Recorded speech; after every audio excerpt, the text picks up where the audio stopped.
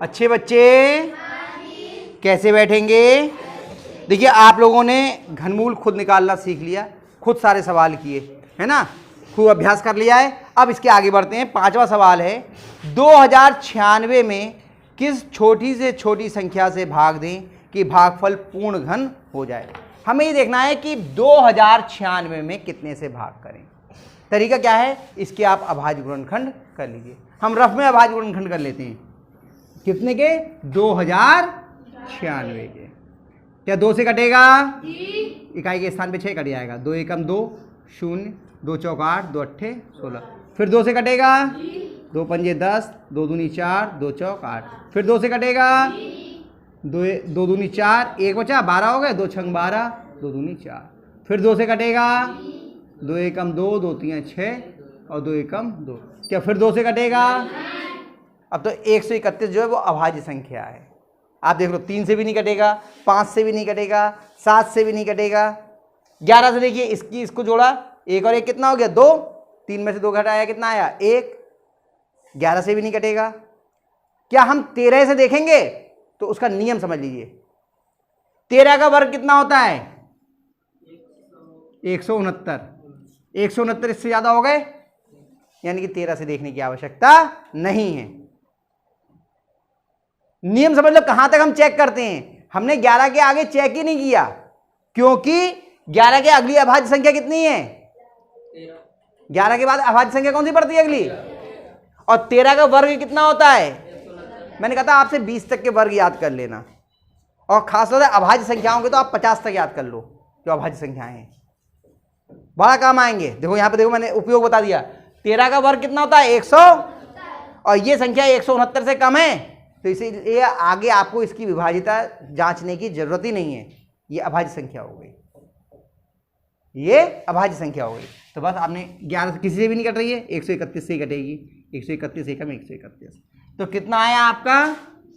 2 गुणा 2 गुणा 2 गुणा 2 गुणा 131। आपको घन करना था ना, तो ये बनाओ 3 का सेट। तो कितने से भाग करें कि ये पूर्ण घन हो जाए? यानी कि इतने को हटा दो इसमें से, यही तो हटाना पड़ेगा। 2 गुणा 131, 2 की 131 से गुणा कर लो।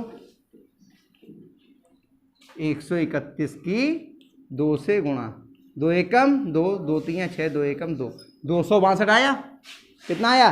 262 से लिख दो भाग करने पर संख्या पूर्ण घन हो जाएगी। आई बात समझ में?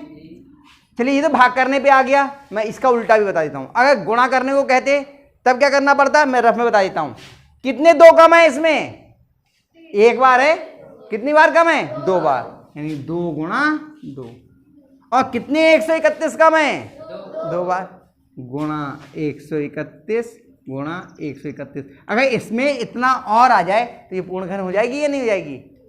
बस इन सब की गुणा करके निकाल लीजिए, जितना आ जाएगा। अगर गुणा करने को कहते तो इतने से करते, और भाग करने को कहा तो इतने से। यानी भाग कितने से करते हैं? जो फालतू होता है, जो ज्यादा होता है, जो अतिरिक्त होता है। और गुणा कितने से करते हैं? जितना कम होता है, उतने से गुणा करके उतना बढ़ा देंगे। आगे बात समझ में? अगला सवाल देखते हैं। देखो छठा क्या है।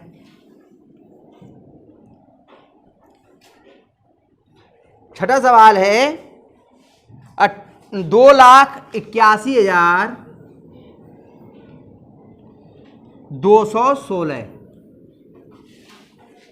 में किस लघुत्तम पूर्ण संख्या से भाग दें कि भागफल पूर्ण घन हो जाए। ये वाला अपने आप ही करना। कर लोगे? अभाज्य गुणनखंड करना और देखना कि कितना अतिरिक्त हैं, उतने से भाग करना हो जाएगा। 7वां देखते हैं। चलो,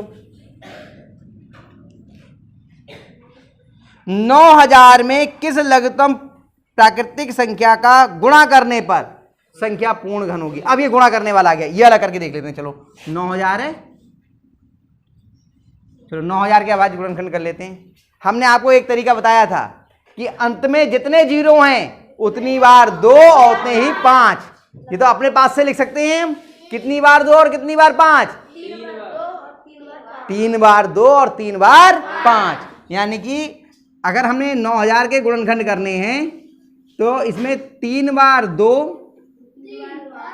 और 3 बार 5 तो अपने आप ही आ गया, और बाकी क्या बचा अब आपके पास में 9 के अभाज्य गुणनखंड कर लो, तो 9 की किए तो 3 तिया और 3 एकम 3, यानी गुणा 3 गुणा 3, क्या चीज 2 बार लिखे, चलो एक बार और लिख लो, भगवान का नाम लेकर के ले भैया भैया, हो गया। अब इसको यहां लिख लीजिए। मैंने आपको गुणनखंड करने का तरीका तो ये तो बताया था ना, जितने शून्य होते हैं अंत में, क्योंकि वो 10 के गुणज हुए, 10 का मतलब 2 गुणा 5, तो उतने ही आप बार 2 और उतनी ही बार 5 अपने आप लिख लो, तो ये आपको अभाज्य गुणनखंड करना थोड़ा आसान हो जाएगा। बाकी विस्तार से तो करना आपको आता ही है ना। तो क्या लिखा हमने, 2 गुणा 2 गुणा 2 गुणा, नहीं पहले 3 लिख लो ना, अब तो सही से लिख लें हम लोग, वहां पे लिख लिए थे। 2 के बाद कितना लिखा जाएगा, 3 गुणा, फिर 5 गुणा 5 गुणा 5, बनाओ 3 3 के सेट, एक ये बना एक ये बना। अब 3 में कितने 3 कम रह गए, तो उसी 3 से गुणा कर दीजिए, तो 3 से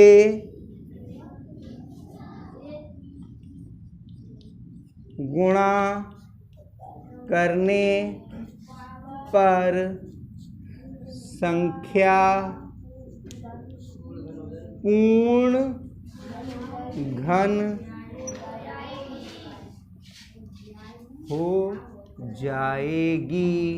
और एक बात ध्यान रखना, मैं फिर कह रहा हूं, सवाल को, या ये तो समस्या कहलाती ना, समस्या को हल करने के बाद उत्तर के रूप में जरूर लिखिए, यही तो है उत्तर। उसने क्या पूछा था प्रश्न, कि कितने से गुणा करने की पूर्ण घन हो जाए, तो आपने अंत में लिख दिया कि 3 से गुणा करने पर पूर्ण घन हो जाएगी। यही तो उत्तर हुआ। उत्तर ये नहीं है, उत्तर ये नहीं, ये तो तरीका है उत्तर करने का, प्रोसीजर है, प्रक्रिया है। उत्तर क्या आया कि 3 से गुणा करने पर संख्या पूर्ण घन। हमेशा ध्यान रखिए कि आपसे पूछा क्या गया है, हमें उत्तर उसका देना होता है। आ गई बात समझ में। अगला प्रश्न क्या है,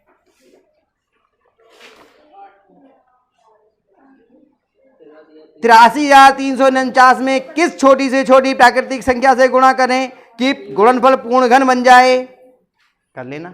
अब इसमें उसका घनमूल ज्ञात करने को भी कह रहे हैं, तो बस गुणा करके उस लिख देना। यहां पर मान लो 3 लिख दिए, तो इसमें से 2 निकला, इसमें से 3 निकला, इसमें से 5 निकला, गुणा करके बता देना कि पूर्ण घन कितना आएगा, वो भी बता देना। हो गया 8वां भी। 90 में घनमूल ज्ञात करना है, 10वें में घनमूल ज्ञात करना है, और 11वें में भी घनमूल ज्ञात करना है। कर लोगे, अभ्यास पूर्ण हो गई। सभी बच्चे इन सवालों को उतार लें, और जो रह गए हैं उन्हें घर से करके लाएं। अगर कोई नहीं आएगा तो मैं बता दूंगा, ठीक है। ओके, कर लीजिए, फिर बात करते हैं।